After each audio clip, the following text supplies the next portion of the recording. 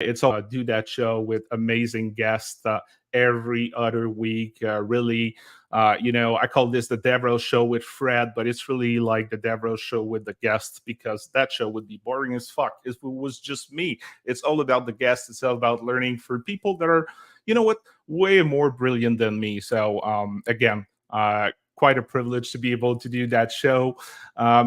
On that note, I don't know, for those of you that are not new with me, there is a construction site next to my place. Usually my mic is pretty good about not picking up all the noises, but like if you hear a little bit of banging once in a while, it's because they're building a condos next to my place right now. I'm going to be stuck with this for a while, but at the same time, I'm moving to a new place in about 2 weeks and a half. I just bought a house, so I'm going to go in outside of the city, more into nature.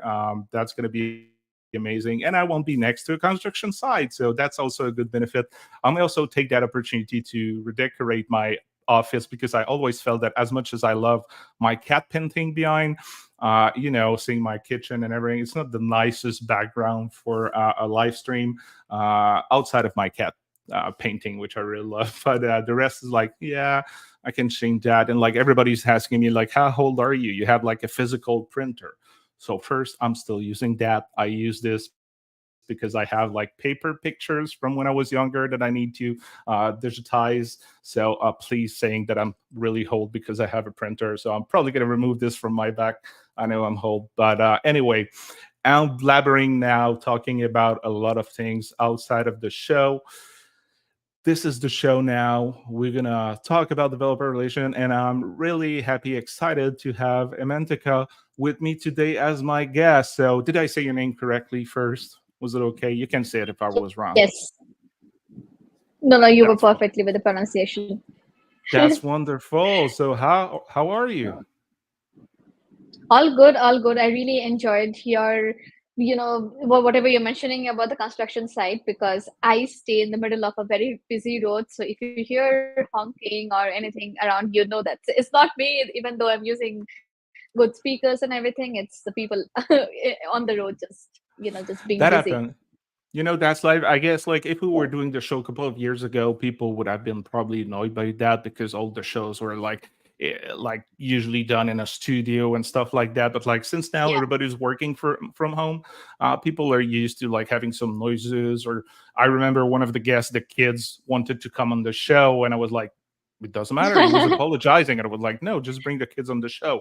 Or when animals Yes, just jump in front of the camera, I'm like, it's part of the life we have right now. So I exactly. would think that like people wouldn't care that much, but it's just annoying for me, like the noise that I hear right now, because even with my headset and like the windows are Yeah. closed, they're like on front of my building, so I heard them. But anyway, that is part Great. of life, and that could be the same working in an office. So I guess that's fine. But Sure. on that lovely note about construction, let's stop talking about construction and please tell me, who are you? Oh, that's a nice question. So before I go on introducing myself, I do this thing, like this is a recent thing that was my weekend project. So I asked the devs or anybody who is remotely interested about development, just go to your terminal, type in, and I hope you have npm installed. So if you do that, just go to your terminal and type npx space hello hyphen Hemantika, just spell my name. And that's like a cool terminal introduction, that like an npm package that I built for myself. So that's the one thing that I go and show in most presentations or demos that I'm doing. But other than that, hi everybody, I'm Hemantika, and firstly thanks Fred for the invite. I'm very excited to be here and have a chat with you. And other than that, currently I'm working as a developer advocate at Hashnode, and previously I used to work at Apprite, and even before that I used to work at Microsoft. So to a little more about my interests, I with AI being the talk of the tech town, I am also exploring AIs, and I love to build weekend projects. And I think at this point, I have so many weekend projects that I started and left, or some I have found a hack around and just built it on the weekend. So that's what I do. Other than that, I also love front end, and I build with front end. I do some fun CSS tricks, which probably is never going out there on production, but yeah, I like building them.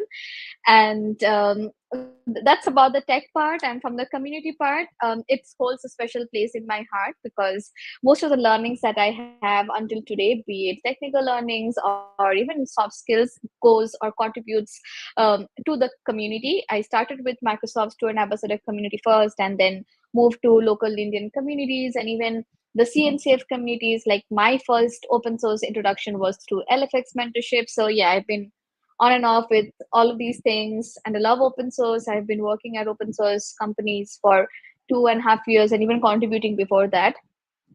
I cannot contribute a lot now, but yeah, I still have a very soft corner for open source. And that's about all the serious stuff. Other than that, I like to travel. I love traveling a lot. And I also fall in troubles with trouble, or not trouble, but have really fun stories that I face, or not stories, but also problems that I face while traveling. And I also like gardening. I like art. I'm not great at any of it, but I like all of these things, and I also love gardening. So yeah, that's pretty much me. That's one of the best intro I've had. You told us about a lot of things which I enjoyed. That at the same time I was running npx hello Emantica on my terminal, and that remembers me that I think I Oh, I mute myself. Sorry. I think I have one from my Yeah. time when I was working at NPM. Yeah, I have NPX. I Oh, think wow. FRPR.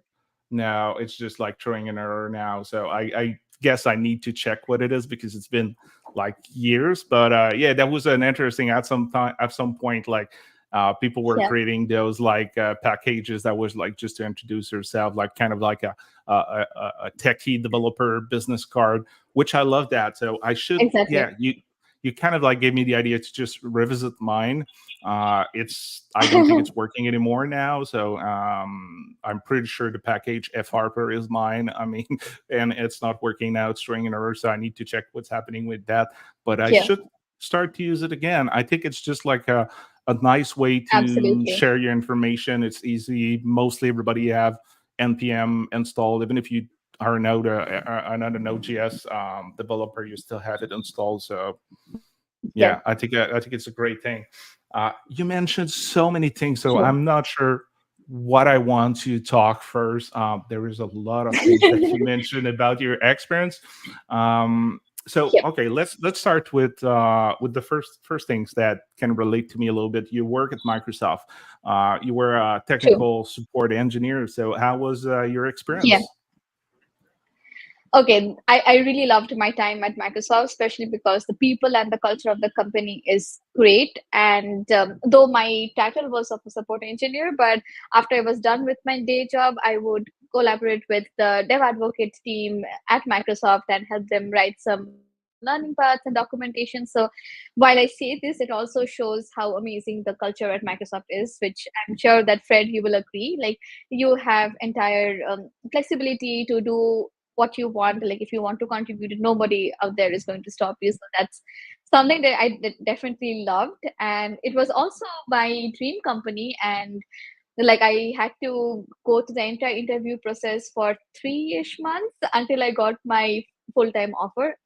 Then I had 3 months of internship, and then again 2 to 3 rounds of interview, and then a full-time offer. So yeah, it's great. I also enjoy the interview process.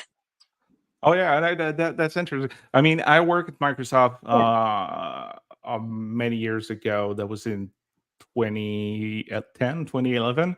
So Wow. Microsoft people were still amazing, but the culture was a little bit different because it was before Satya. So the company was Yeah. starting to think about open source, but at the same time, we had Ballmer that said like Linux is a cancer, which was like, hey, you're Yeah. making my job difficult because my job was like to focus on open source, open data, and interoperability.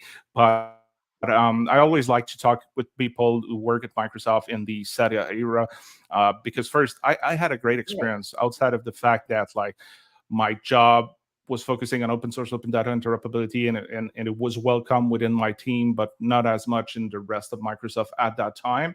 But like seeing the Right. move to a more open company, to a more friendlier company, it's not perfect. It's a big company, it's a for-profit company. Nothing's perfect, but like I feel like Yeah. they're way better now than they used to. So always nice to have like a fresher perspective about like the company and the culture.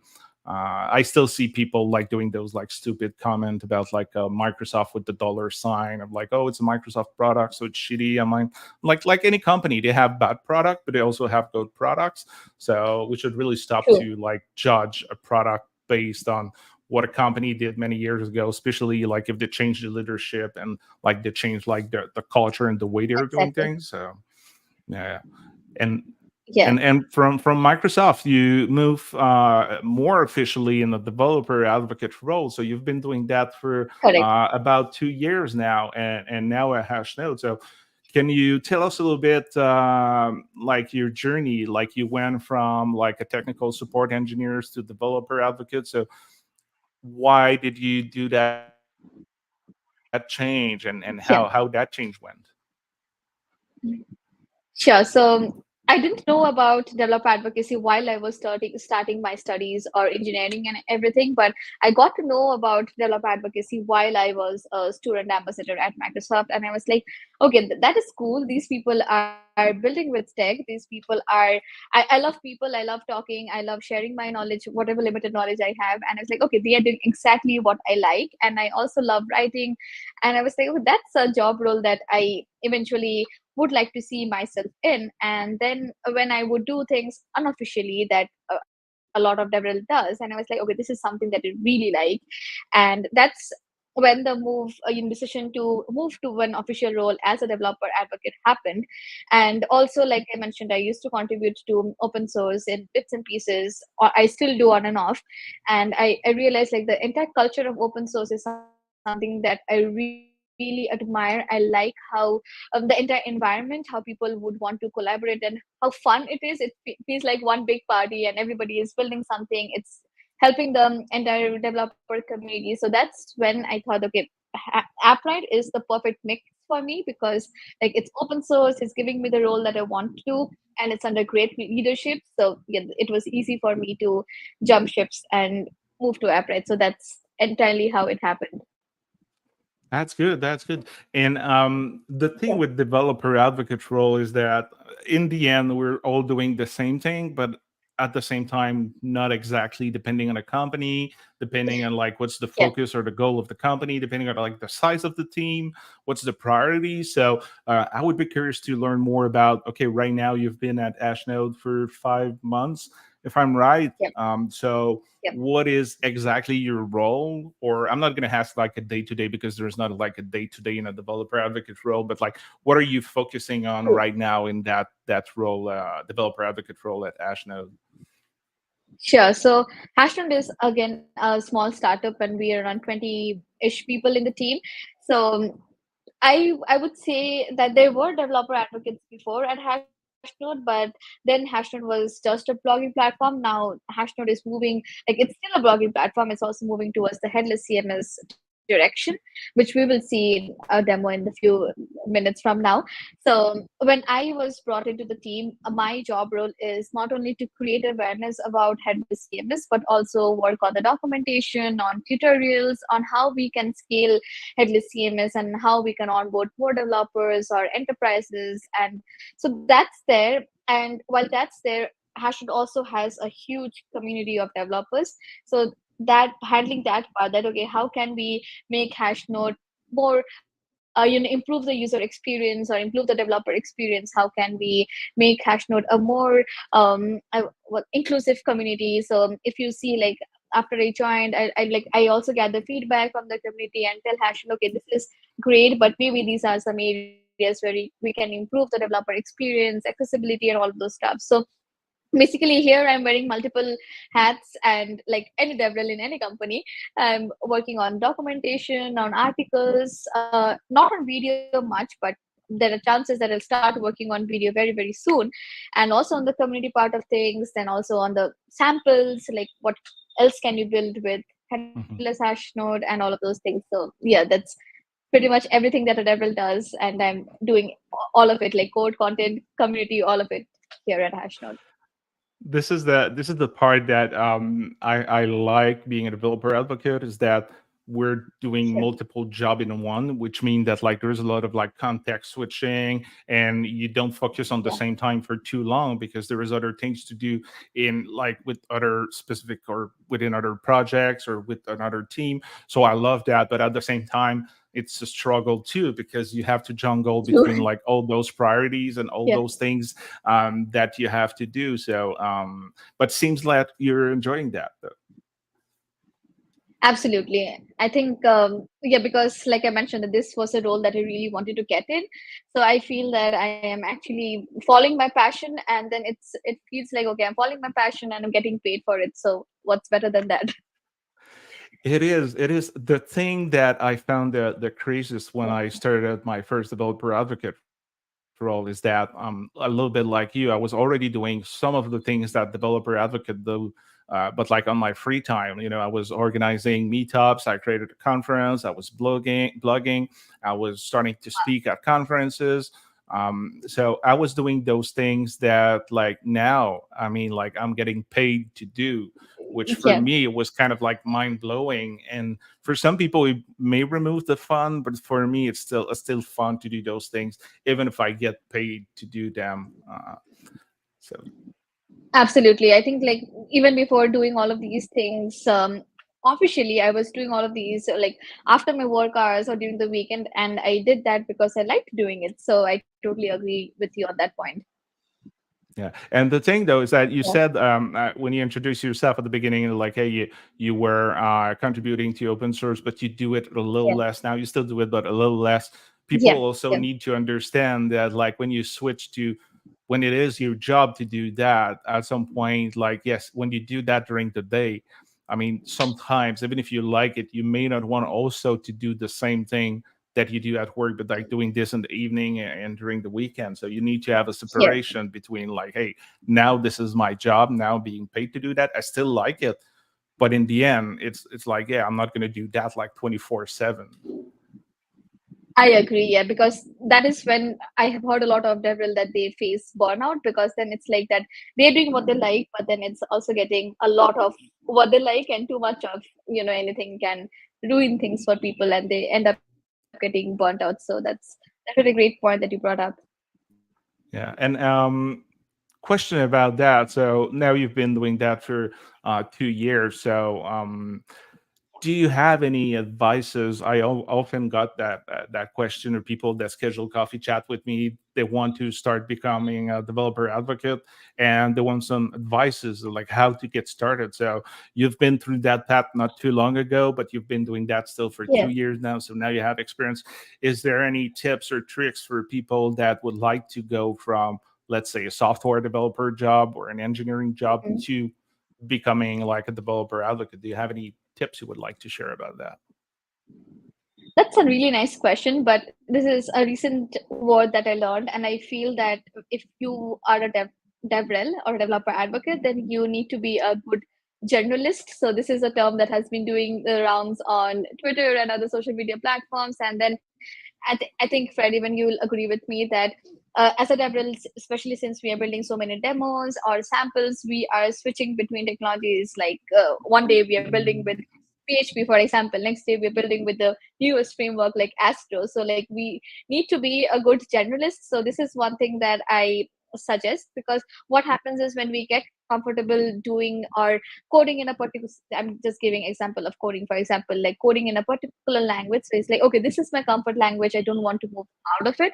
But when you are in the job, you're always on the you're always on the run, always on the go, and you continuously need to update and also keep learning, because like, okay, well, that's new. And then we also need to think about, like, for example, AI. So we also need to think, okay, AI has been doing rounds for a while now. How can we integrate AI in a product, or maybe make a demo with it, or write a tutorial for that? So I believe that my one advice would be just be a good generalist, know what's going around, and maybe try your hands on that. I agree. I agree. You Yeah. need to, like, the thing is that you, as you said, you always need to learn about new things.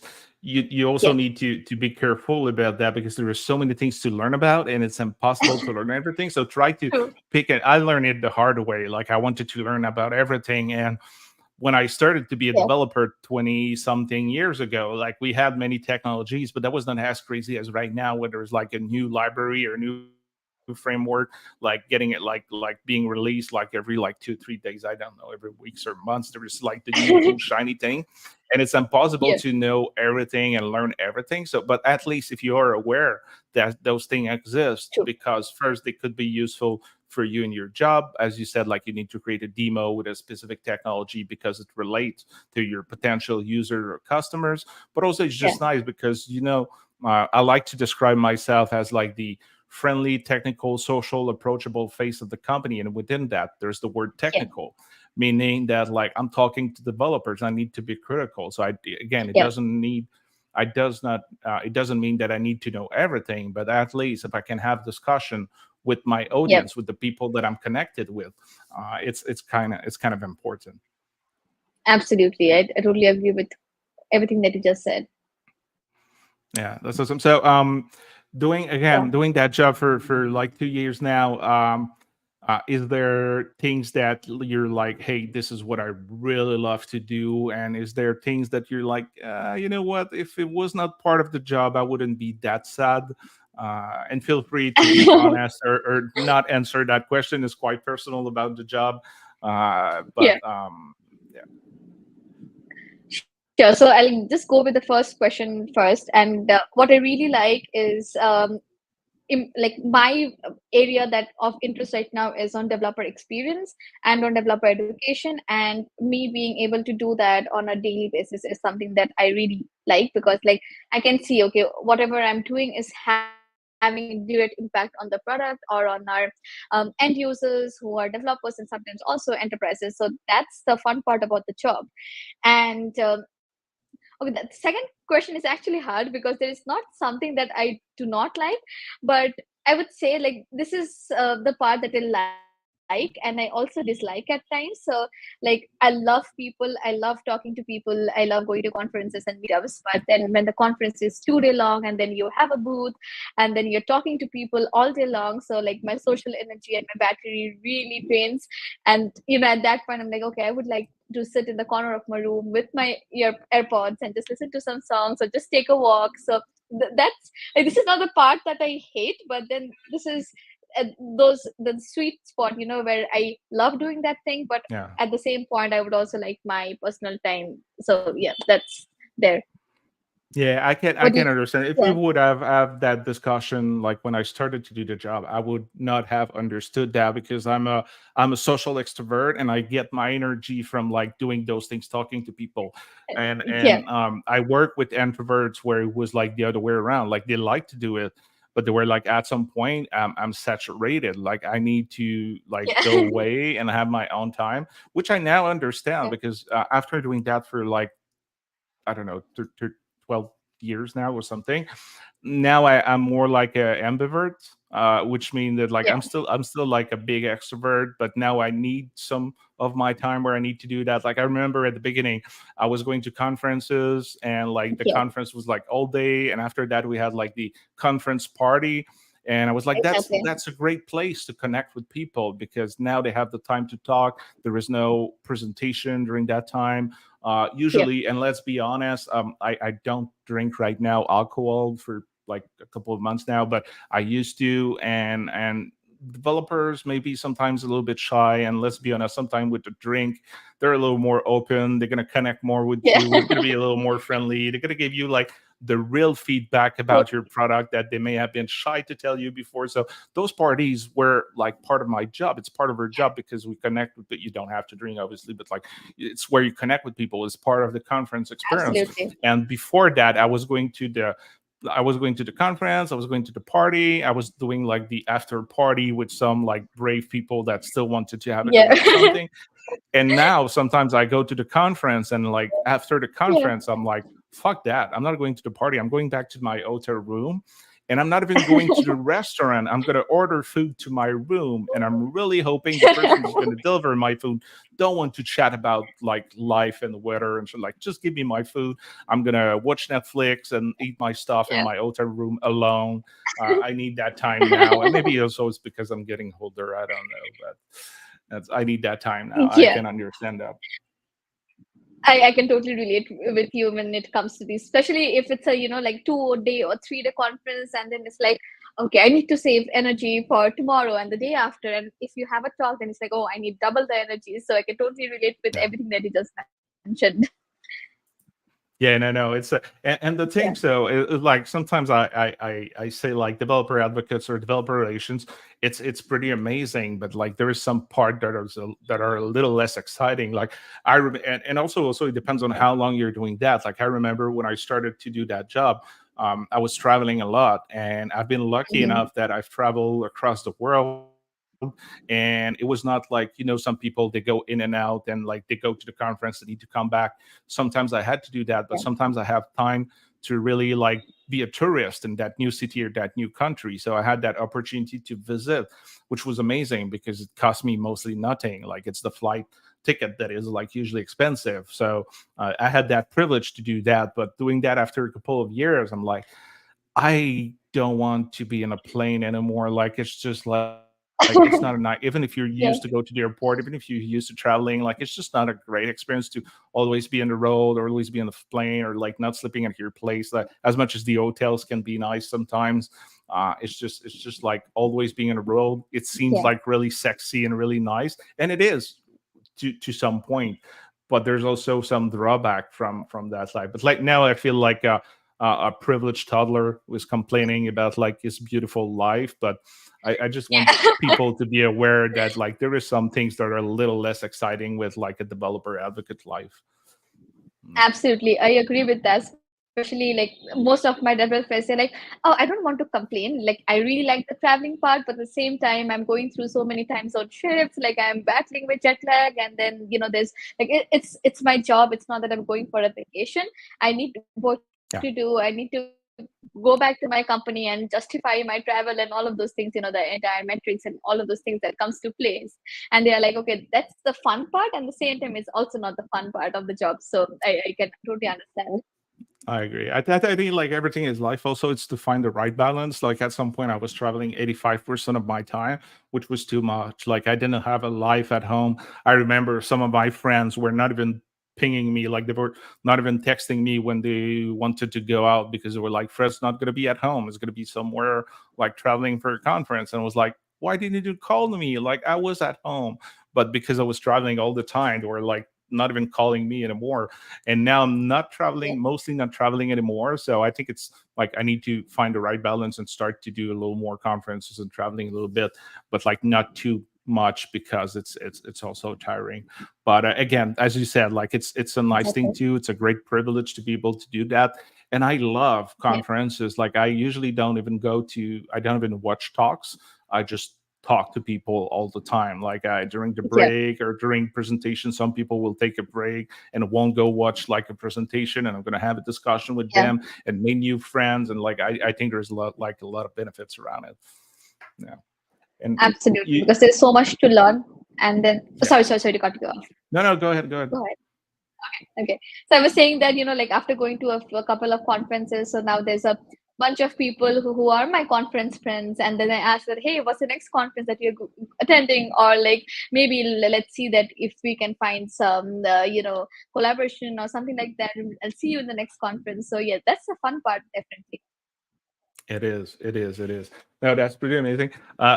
Just something that popped in my head that you said, like in your introduction, or actually when I asked you, like, okay, what is your role right now at Hashnode? What you're exactly doing, and you said one thing that we don't talk that much, or it's not quite visible to the people outside that are not doing that role. But you said, like, hey, part of my job is to, bring the feedback to the product team Yeah. and like really like learn about like what the community is thinking, what they want, what they doesn't Mhm. want. So how do you manage that part of the job? Sure. So, like what we do is a lot of people on social media, they also post that, hey, this is something that's not great. And other than that, we have Discord support forum where people or feature requests as well, and people go and drop the suggestions. That's there, and I also plan to gather feedback, like invite few of our super users, like we can see people who are active and then ask them about their feedback, and generally like I also write change logs, and then whenever I'm shipping new change logs or new releases that we are having, we also tell that, okay, this is what we have shipped. If you have any feedback, just drop us a message on Twitter or on Discord. So those are our two main areas to track feedback. Other than that, what I really believe that as developer advocates, we are user zero of our product, and like and we are somebody who is building the product as well as using the product. So like day to day when I'm building something with Hashnode, so I also see that, okay, this is something, like even yesterday I gave a big paragraph and I was like, okay, this is some areas that we can improve, and I'm not sure if this is there in the pipeline, but I think if we add that, it will definitely improve the developer experience. So like it's also me doing the job and also asking the community to help us with feedback. That's an amazing point. We're customer zero, and I don't Yeah. know if some people in my team are listening right now, but they're probably laughing because like I'm a really annoying customer zero. I have feedback about everything and anything, and now they're used to work with me. It may seem like I'm never happy, but it's just because doing this for a long time, I have an opinion on everything. Doesn't mean that I have the only truth, but at the same time I'm Yeah. like, every time I share that feedback is because I want the product to be better, and I think maybe my feedback can help that. So that's the same thing when you bring the feedback from the community. It's not about Yeah. complaining, it's not about pointing the issues, it's really about like, hey, I want to help the product team to continue to build an amazing product. And True. it's great when you can work with people that also that understand that. I worked with some people in the past that Yeah. were like always like annoyed by the feedback, and they always took it personally, but it's never personal. It's just about like, hey, I'm trying to do my job. Yeah. Because when you build the product and you know it, you were a developer, I think at some point you were building software like full time. And as a developer, when you're like 100% of your time within your product, you see Yeah. what you see what you're used to. You use the product correctly because you built it, but you need to understand Exactly. that like user won't use it as you do, and they will do things that they're not supposed to, and Yeah. they will want things that you don't think may be important, but maybe they are, because at the end they're the user. So it's a really important part of the job that people don't see much because it's done behind closed door. Like you bring the feedback to the product team, or you Yeah. test the application yourself and then bring the feedback. But it's why also that job at some point, the title was mostly like everybody was like a technical evangelist or developer evangelist, Yeah. because we're kind of like preaching to the core. Like we're talking about our technology, we're educating developers, we're speaking at conferences, doing videos, writing blog posts. And there's still companies that use both title, but it really moved to a developer Yeah. advocate, because this is what we do. Like, yes, we talk about our stuff, but we advocate for a developer. And I saw, I think the word evangelist, which I Yeah. really love, where like maybe annoying some people because of the religious connotation, but I love the word evangelist because I mean, like, people were like, what the fuck are you doing? Like, are you going to church every Sunday? And it was like a really nice Yeah. icebreaker when I was talking to Yeah. people. But yeah, I still also like the developer advocate title now. I agree. So, like, the funny thing with the advocate title is that, like, lawyers, people who studied law, are also known as advocates. And a lot of people, like, there was a time, I think last year or in 2022, I received an email that, hey, you're invited to this top law conference that we have. And I was like, excuse me, like, I'm not even a lawyer by profession. So, yeah, the advocate title it's still confusing to people. And they're like, what do you do? And like there is not one definition of what Devrel does, because like we mentioned that we do almost similar things, but again it's also very different in different companies. So it's there's always a talking point between us and different people that, okay, what do you do, like explain to us. Yeah, and it's interesting to talk about people about what you do. But your story remember me like many years ago. I was mostly doing software development, but I was also like being kind of like the part-time architect at that software shop where I was working, and we were getting regular calls for people that wanted to build houses because they thought I was like I don't know, a building architect, like someone like Wow. architecturing like buildings and houses and Yeah. stuff like that. So at some Yeah. point, my manager at that time was like, hey, Fred, let's just change your title because like it was like within the city, like it probably would have been a different story if we were in San Francisco. People would have understand that like software architect is like software development, but like where I lived in Yeah. Montreal, I don't know, people were not picking this up, and it was like in the I don't know how you call that in English, but it's because of my name was like in a directory for professional, different type of professional, not just tech. So people were just looking in that like book directory, and they were like, "Oh yeah, there's Oh an wow. architect there." So yeah, that Yeah. was yeah. We changed the title after to like just software developer, even if I was doing a little more architecture at that time. But anyway, it's Yeah. just funny with the title that like people Exactly. misunderstand stuff or things like that. But with that said, So true. I think I do that with all my guests. You said it, you like to talk. I think it's part of the job. I think most Yeah. developer advocates love to talk. And we could probably talk about like your journey in developer relation for another 30 minutes or plus. Yeah. But I guess that would be a good time now to move to the demo part of the show. So Yeah. you're going to tell us a little more about Hashnode and like creating your own blogs easily, because folks, Yep. blogs are not dead. We had an era a couple of years ago where people thought that Yeah. blogs were dead when videos became way more popular, but I still believe it's like a great way to like write things down, show your expertise, also to True. own something, because now we tend to post our own stuff like in others platform, like on Twitter and on Facebook and on LinkedIn. But what happened, and you've seen that probably quite often, but what happened if like tomorrow someone decided that like you violated the code of conduct or someone hacked your stuff and like you don't own actually your account? So when you have a blog, like you own that Yeah. blog, you own that system. This is your place, this is your own page. So anyway, I'm done blabbering. Let Yeah. let tell us a little more about Hashnode and how we can use it to create our own blog easily. Absolutely. So I think I'll give a bit of a preview of what Hashnode is, and like, if anybody like is a developer there and blogs, I'm sure that they must have heard about Hashnode. So like, it started as a blogging platform, and then it has been tailor made for developers specifically. Like, the editor that we have is a Markdown powered editor, and then you can use slash commands and have code blocks and everything. So it's designed in a way that developers can go and write easily, because most of us, we are used to writing in Markdowns. And not just that, we also have some great features. Like, my favorite one is you can save backups on your GitHub repository. You can also post directly from GitHub to your Hashnode blog.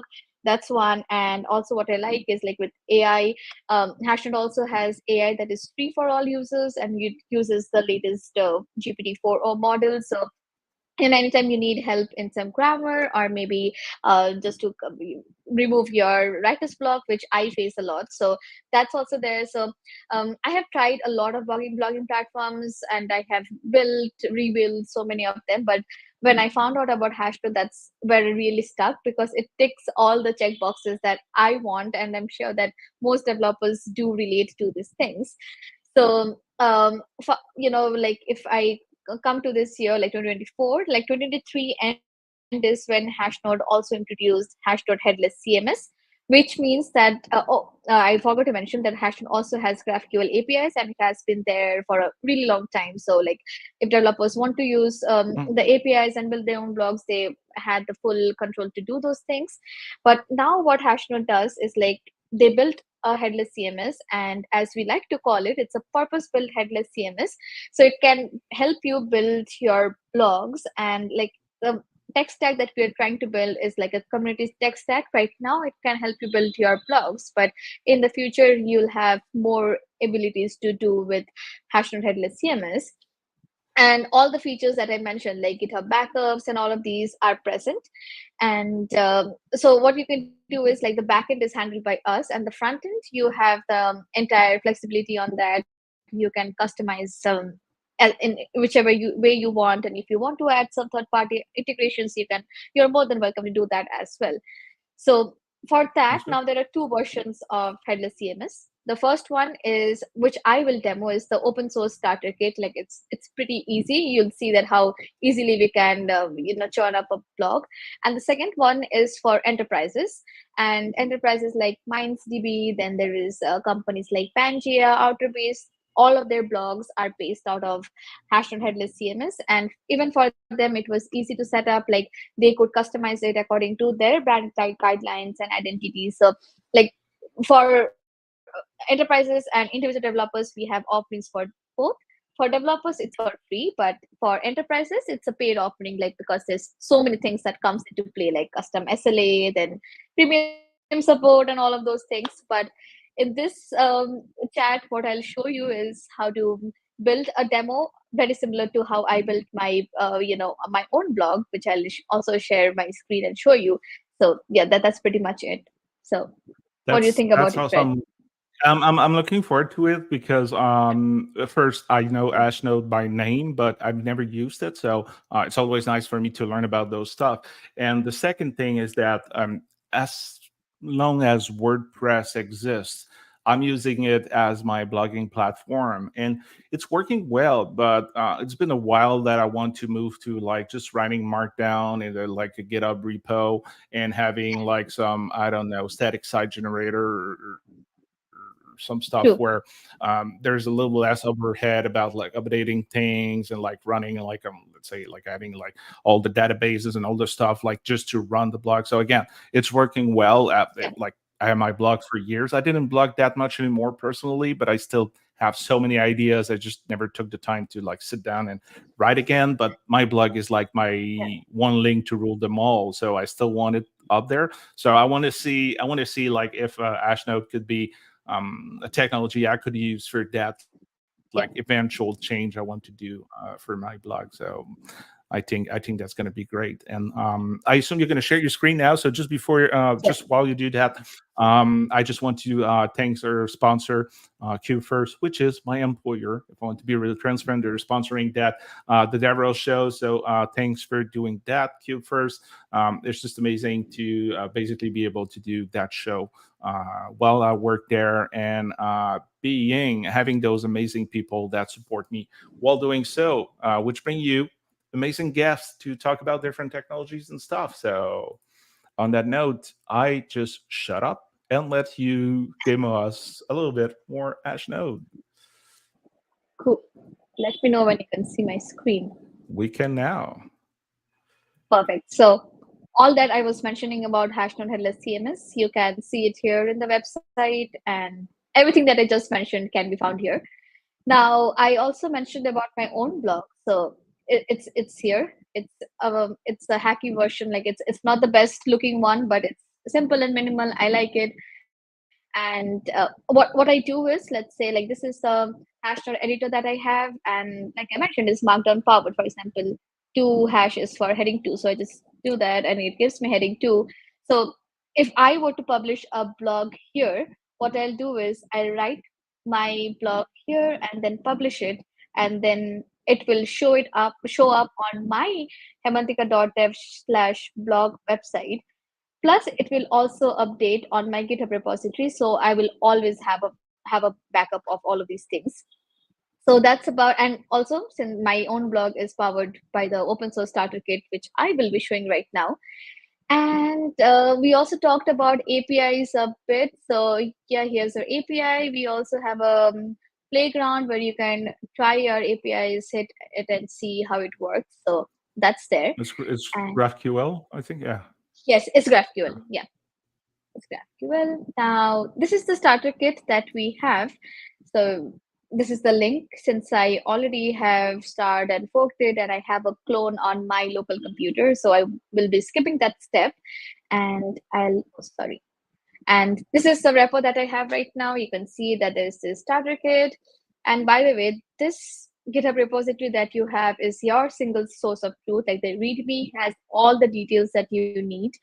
Like it's built with Next.js and Tailwind, and you can deploy it using Vercel, Netlify, or Cloudflare, or anything. Like my blog is deployed. My blogging part is deployed using Vercel, but my portfolio, which is Haimantika.dev, is deployed using Cloudflare. So you can also do a mix of both the hosting solution and then figure your way out. But if you need any help, you'll find all of these here in the README. And if you need any other help, we are more than happy to help either on Twitter or also on Discord. So I'll be skipping the part where we are deploying on Vercel. It's very simple steps. Like you just need to mention certain things and deploy it, which is right there, like, as I'm sharing my screen. And now I'll go back to my code structure. So you can see that there's a lot of files, and you can see the one that I've highlighted, which is the packages. So the starter kit, it follows a monorepo structure, and we have three themes, like the enterprise theme, the Hashnode theme, which looks very similar to the Hashnode blogs on your feed, and then the personal theme. The personal theme is what I use to build my personal blog, and then I customized the CSS and made it turn into a black background, added a header and a footer and all of these things. So it's highly customizable. So once you have cloned it on your local machine, what you need to do is, since it's a monorepo structure, you need to enter the folder of the theme that you want to use for your demo or for your blog. And for this demo, I'll be using the enterprise theme, because like personal one you already saw, and enterprise will be a bit interesting to show you, hack around. So we just need to cd into packages and then starter kit. I'll do a lot of oops. Oh, sorry. I was doing tab and I realized that it was typing the wrong name. So I'm into themes, and the next theme that I want is enterprise. Cool. So this is the folder that I have, and as you can see, there's a lot of files that we have, like components, all of these are there. But first things first, what we need, like the most important thing right here, is your .env file. We have a .env.example file that you can take reference from.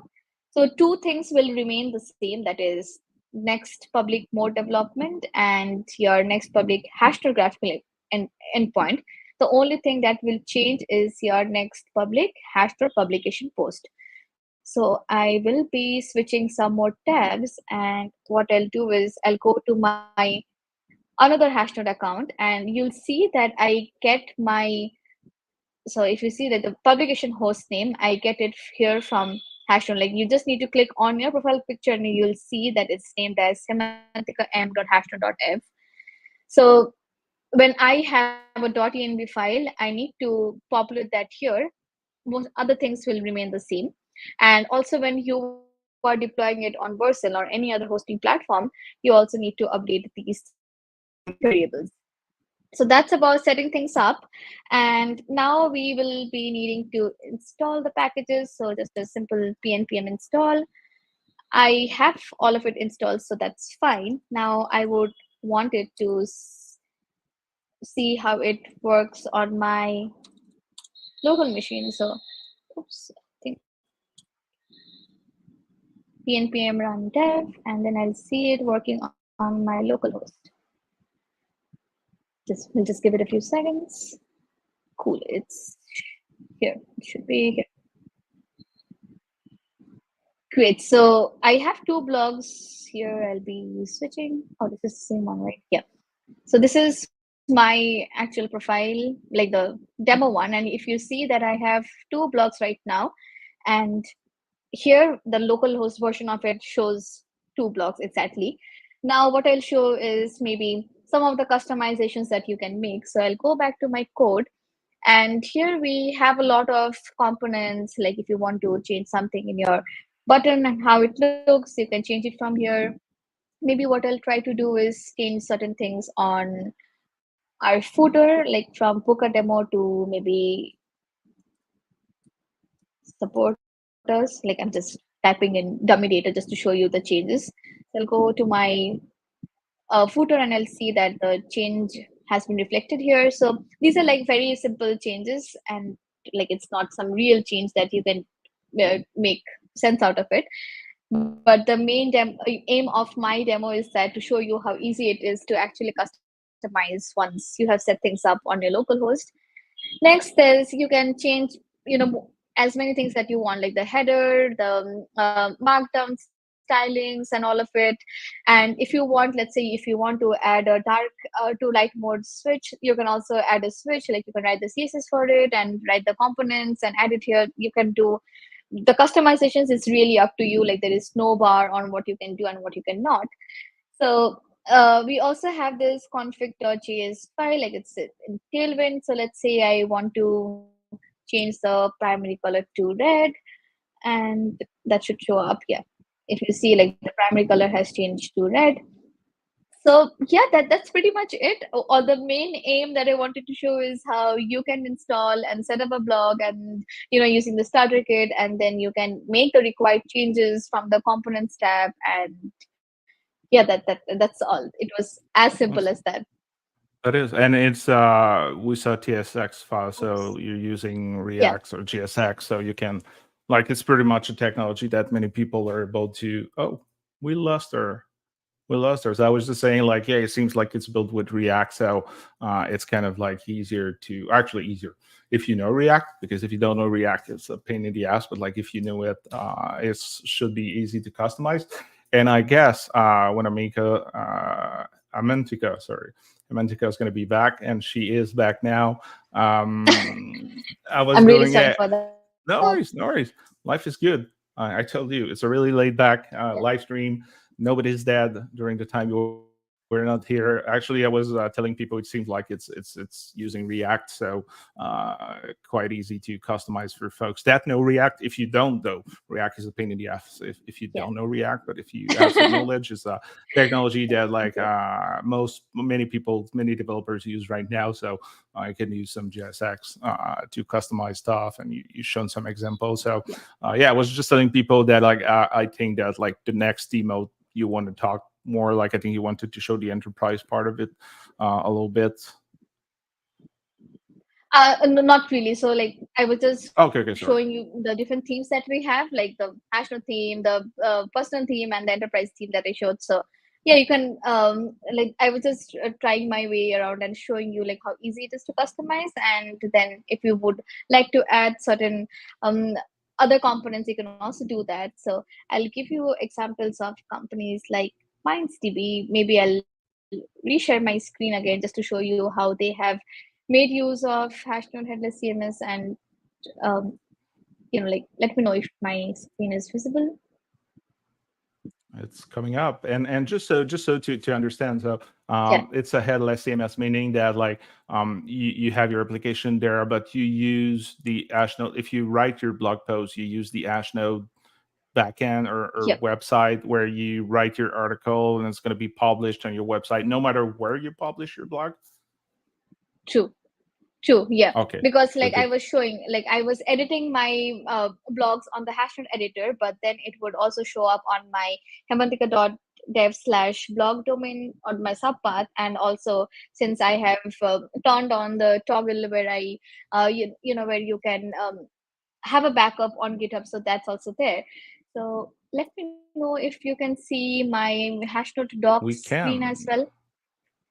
Perfect. So one thing that I didn't mention was that once you are done with all of these things, you also need to go to your dashboard, and then you need to turn on the headless mode from this advanced tab. So once you do that, like I have headless mode enabled. Once you do that, it means that you're telling Hashnode, okay, you need to back off. I'll build my own UI. So once everything is set up, just to tell Hashnode that okay, you are only being used for the backend. Rest of the things I will be handling. So you need to turn that little toggle on. And what I really like is like also a reason why enterprises use Hashnode is the ability to host it on a subpath like /blog. So that's there. And even if you see like on my personal blog, even I hosted it on my slash blog subpath. But if you want to do it on your custom domain, you are also more than welcome to do that. If not on a subpath, like anything is really, you can is achievable with Hashnode.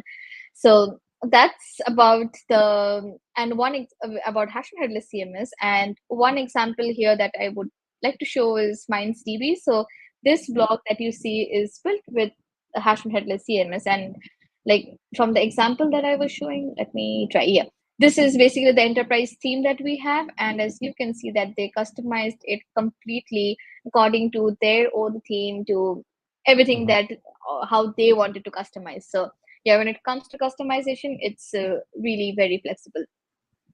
Oh, that's good. And part of why I know the hash node is there's that kind of I think it's hashnode.com/explorer where you kind of like can see like different blogs or different topics that people talk about. So like even if you use Yeah, Hashnode, like you can like I think people can find your information, like your blog article, not just on your site, but like in the kind of like central part where like all Hashnode users are publishing stuff, I guess. absolutely, yeah. Like even if you go to hashtag.com, like the feed, it is personalized according to the articles that you read or the people you follow or the tags that you follow. So for example, like my interest lies in a mix of things like DevOps or web development, like mostly front-end development, and even in some amount of cloud. So I have followed all of those tags, and now even AI. So most of the blogs that I see on my feed is about all of the topics that I mentioned, with a mix of people that I follow as well. So like if like for me, like it's been a habit right now. If I want to see, okay, what is the tech world talking about, I'll just scroll through the feed and I'll see that, okay, this is what is happening. Or then I also come across very interesting blogs about Devrel, about public speaking, or all of these things. So I think it's a really good place to upskill yourself or just to know what's going around you. Oh, that's awesome. And you know the benefits of like some of the static site generator out Yeah. there or blogs is that like sometimes you have a lot of like teams out there or like Hmm. CSS customization. Sometimes they're free, sometimes you need to pay. Like there's some Yeah. marketplace out there for that. Like are you do you know are you aware like is there a couple of teams available out there for Ashnode, like people that would like to not like for like someone like me who was like I'm really bad at designing, I'm really not Yeah. good, but like I can identify what I like what I don't like. So I've changed my team on my blog like once every 3 4 years. I changed the team, but I do not create it. Like I just find some Hmm. team outside that I buy, or if it's open source I use. So is there that opportunity with Ashnode too, you know? Like we do not have our own design system, but since I also like coding with Tailwind, so what I do, like Tailwind has a lot of components, and if you know about flow bytes, so I feel that you can just use the CDN and then customize the theme with according to that. So that's one possibility. But like from Hashnode, like as a company, we do not have any design system of our own, that you are free to do that. Okay, yeah, no, that sounds good. That's just a question I had. So that's amazing. Yeah. And people, oh, there's a car alarm right now, but people, you've been there today, but you've been quiet. So you have like 30 seconds to ask any question or comment or anything that Amantika said today, either about her career or journey or what she demoed you on Ashnode, because I'm feeling that like since we're done with the demo, we are at the end of the show. So, Yeah. any last word you want to share? Either some things that just pop in your mind about Ashnode, or I don't know, whatever you want to talk about. If you want to send people to specific links, it's your time now. You have like another couple of seconds to say or promote whatever you want. Yeah. I think one, if like the people who are viewing us right now, if they are building their own blogs with Hashnode, I think they might have some questions. So what I'll post here in the chat is the Discord link. So like that's our community. You can ask us questions, and somebody from the team will be there to help you. So that's one link that I missed sharing with you before, but I think like now is the right time. Awesome. I'm just sharing that on the screen. So it's a Discord server. It's always nice. I like when companies have like a Slack or Sure. Discord community, because forums are nice, but like you can get that like I'm really talking to someone and having a discussion vibe, which I always prioritize as a Absolutely. community when it's possible. Sometimes like you have like when you have like too many users and not enough people in the team, it's not always possible to have like a nice discussion with everybody, but it's still great to we're there are humans behind the company, and I think it's important to be able to like that, like your potential users be Yeah. able to reach out to you. So this is exactly what you're doing right now. So if you have any question about Hashnode, go on that Discord channel, putting the link again here. And on that note, thanks a lot for being a guest, Yeah. Mantika. That was a real pleasure talking to you. That was a real pleasure learning a little more about your journey, learning about Hashnode 2. And for folks watching us live, thanks for being here. People watching the recording, I don't think you were not live. No, it's a joke. It's a joke. Thanks also for watching the recording. And Yeah. I'm gonna see you in 2 weeks for the next episode. Also, one last thing before I let you go. If you want to be guest on the show, you're a developer advocate watching that. Even if you don't feel you don't have that much to share, it's not true. You have things to say, you have things to share. I'm helpful in that way. We're going to have a discussion. I'm going to ask you a question to help you share about everything you want to. So please feel free, let me know. The only thing is that I'm fully booked for 2024, which is amazing. Every 2 weeks, I have a Wow. guest now booked for until the end of the Yeah. year, which is a little bit crazy because we're only May. And I will do that Wow. every 2 weeks, except one or two Yeah. time because I'm going to be traveling. So thanks for the future and past guests. But with that said, 2025 is 7 months away. It's going fast, and everybody's schedule is filling up. So if you want to be a guest, just let me know. Yep. Going to be more than happy to add you to the schedule. So on that note, thanks again. Thanks, Amantika, for being on the show. That Thanks, was a Brett. real pleasure. And thanks, everybody. See you in 2 weeks for the next Devrel show. Have a good one. Yeah.